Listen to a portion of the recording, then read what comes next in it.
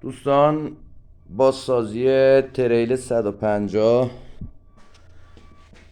این رنگکاری موتورش بسیار بد و بی سلیقه نگه داشته بودن.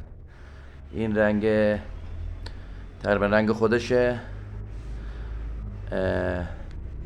این باکش رنگ 21 استفاده کردیم روش، نقاشی باک. این رنگکاری تنهش، کمک های جلوش، بازسازی کمکاش. بعد در لنت عقب و جلو، قاب بغلاش مثل خودش، فرمان قلوه فابریکی. بعضی از قطعاش هم هنوز سفارش دادیم که بیاد، کیلومتر اصلی. بعد زین ایکسل سفارش دادیم.